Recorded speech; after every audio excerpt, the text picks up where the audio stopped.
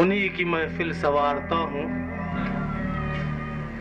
چراغ میرا ہے رات ان کی، انہی کی محفل سنوارتا ہوں، چراغ میرا ہے رات ان کی، اور انہی کے مطلب کی کہہ رہا ہوں، زبان میری ہے بات ان کی، وہ جب تک چاہیں گے اپنی بات کرا لیں گے۔ ہاں درود پاک پڑھ لیں بلند آواز سے، صلی اللہ علی النبی الامی وآلہ صلی اللہ علیہ وسلم، صلاۃ و سلام علیک یا رسول اللہ صلی اللہ علیہ وسلم، صلی اللہ علیہ وسلم۔ یہ اللہ والے جو ہے نا، ان کے دامن میں ہر چیز ہوتی ہے۔ سینکڑوں لوگوں کو دیکھنا ہو، اپنی ماتھے کی آنکھوں سے دیکھنا ہے۔ حضرت سیدنا موسیٰ شاہ رحمۃ اللہ علیہ کے آستانے میں چلے جاؤ، دیکھو کتنوں کی فریادیں پوری ہو رہی، اور تمنا ہو بحر العلوم کے آستانے میں چلے آؤ، اور زیادہ دیکھنا ہو تو اجمیر مقدس کی دھرتی میں پہنچ جاؤ، اور اجمیر میں تو ایسے ایسے نظر آتے ہیں۔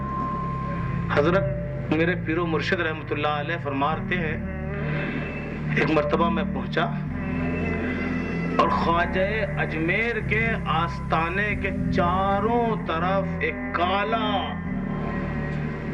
سر سے لے کر پیر تک بالکل کالے کلر کا انسان، اور اسی کلر کا ڈنڈا ہاتھ میں لیے، اور خواجہ غریب نواز کے آستانے کے چاروں طرف چکر لگا رہا تھا، اے خواجہ 1 گھنٹے کے اندر 100 کا نوٹ دے دے، اگر نہیں دیا تو میرا ڈنڈا ہوگا اور تیرے یہ سب مہمان ہوں گے، میں سب کو بھگا دوں گا ڈنڈے سے دوڑا دوڑا کے۔ ایک صاحب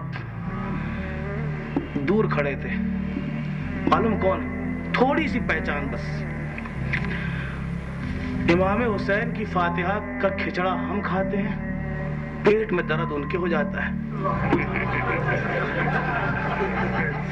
سبیل کا شربت ہم پیتے ہیں، سردی ان کو ہو جاتی ہے، بزرگوں کے مزارات پہ چل کر ہم جاتے ہیں، پیروں میں درد ان کے ہو جاتا ہے۔ وہی صاحب کھڑے دیکھ رہے تھے، کب برداشت ہوتا، آیا کہنے دیکھ ان سے مانگ رہا ہے، یہ تو مر کے مٹی میں مل گئے ہیں، معاذ اللہ، ارے مانگنا ہے تو زندوں سے مانگ۔ اس نے کہا کون زندے سے مانگوں، یہاں دکھ رہا کوئی زندہ؟ ابے کہنے اتنے زندے نہیں دکھ رہے تمہیں، پورا دربار بھرا ہے، مجھے دیکھو میں زندہ ہوں، کہہ رہا سب سے بڑا مردہ تو ہی ہے، میرے غریب نواز کو مردہ کہہ رہا ہے، بھاگ یہاں سے، میں نے قسم کھائی تھی، اب میں قسم کھاؤں گا کہ اے غریب نواز، اگر 1 گھنٹے میں 100 کا نوٹ نہ ملا تو اس مردے کا پہلے سر پھوڑوں گا۔ فوراً بھاگا، جا کے کنارے کھڑا ہو گیا، تماشا دیکھنے لگا۔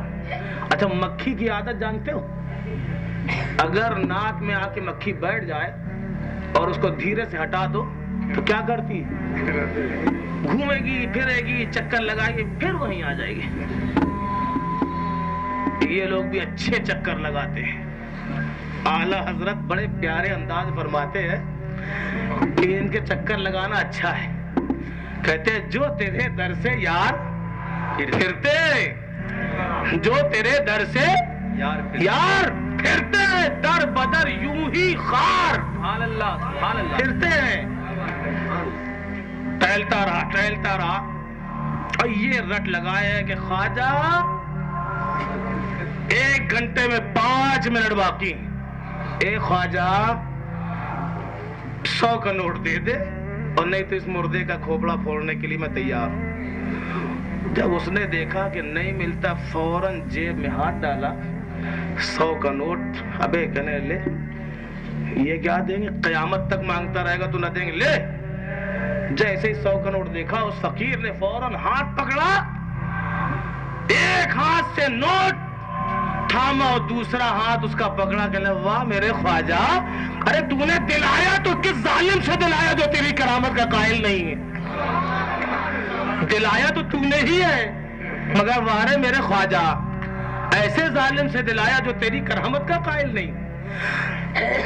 تو اللہ والے مردہ نہیں ہوتے۔ ابھی تقریباً 2 سال پہلے میں نے سیونی مدھیہ پردیش کے علاقے میں پہنچا۔ دارالعلوم فیضان مصطفیٰ اہل سنت کا ایک ایک بچہ گواہ ہے۔ ایک غوث اعظم کا دیوانہ 200 سال پہلے انتقال کر گیا، قبر بن گئی، پرانی قبر۔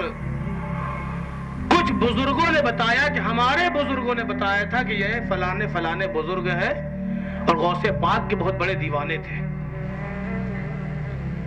تھوڑا سا تعمیری کام چل رہا تھا، جیسے ہی قبر کا ایک پٹرا، ایک تختہ قبر کا جیسے ہی ہٹا تو تمام لوگوں نے دیکھا کہ جس اللہ کے ولی کو 200 برس پہلے دفنایا گیا تھا، آج بھی اللہ کا ولی ویسے ہی کفن میں لپٹا ہوا ایسے لیٹا جیسے ابھی ابھی اس کی لاش کو دفنایا گیا ہو۔ سبحان اللہ، سبحان اللہ۔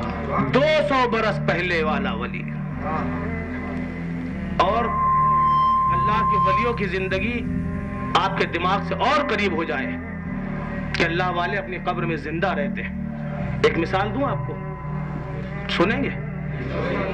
ذرا جھوم کے کہے درود پاک پڑھیں، اللہم صلی علی سیدنا و شفیعنا مولانا محمد مبارک وسلم، صلو علیہ صلاۃ و سلام علیک یا رسول اللہ۔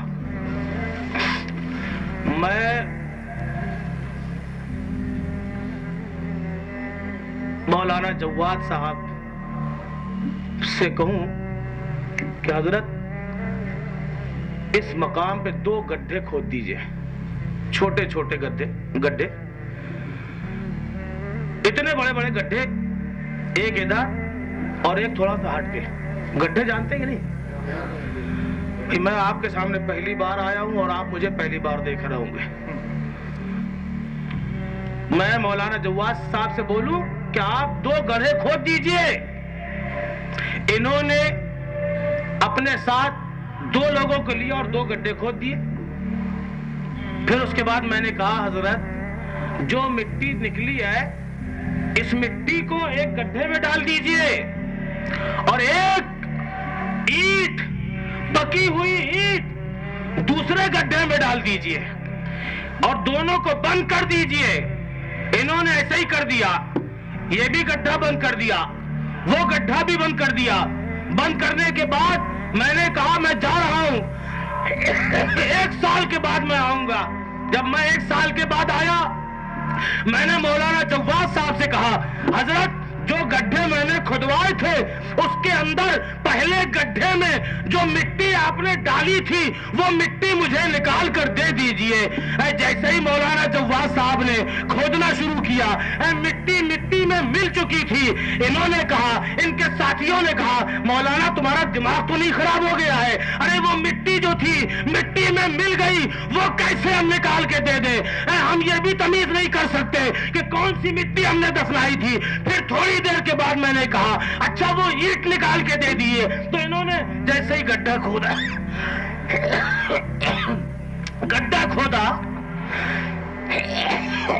کھودنے کے بعد انہوں نے وہ پکی ہوئی اینٹ میں ہاتھ لگایا اور اسے نکال کے باہر کر کے مجھے دے دیا۔ سمجھ میں آیا کچھ؟ آ گیا؟ ماشاءاللہ بہت سمجھدار لوگ ہیں آپ لوگ۔ تو جو حضرات سمجھ چکے ہیں، جنہوں نے نہیں سمجھا ہے ان کو سمجھا دیں۔ تیار ہے اس کے لیے؟ ماشاءاللہ سمجھ گئے، ہم سمجھ رہے ہیں۔ اللہ تعالیٰ آپ کے دماغ کو اور روشن کرے، آمین آمین۔ انہوں نے کہا جو عام مٹی تھی مٹی میں مل گئی، اب اس کو مٹی سے الگ کیسے کیا جائے؟ میں نے کہا پھر اینٹ کیسے نکال دی؟ مولانا جواد کہنے لگے کہ آپ دیکھتے نہیں ہو یہ اینٹ پکی ہوئی ہے छपी हुई है। अभी नहीं, अगर 10 साल के बाद भी आप बोलोगे तो ऐसे जैसे रखी गई ऐसे ही मैं निकाल के दे दूंगा। मैंने कहा समझ लीजिए, इसी तरह अल्लाह के प्यारों का हाल होता है कि आम आदमी तो मिट्टी में मिल जाया करता है, मगर जो अल्लाह का वली अल्लाह के इश्क की आग में, अल्लाह की मोहब्बत की आग में, मुस्तफा जाने रहमत की मोहब्बत की आतिश में जल जल के जिसने अपने सारे वजूद को पक्का बना लिया, पुख्ता बना लिया, अगर उसको कब्र में डाला जाता है तो कब्र की मिट्टी उसके जिस्म के रोने तक को बर्बाद नहीं करती, क्योंकि कब्र की मिट्टी भी जानती है कि ये इश्क इलाही की आग में जलकर इश्क खुदा की भट्टी में तप कर आया है, इसे जैसा लिटाया जाएगा मैदान हश्र में वैसे ही उठेगा।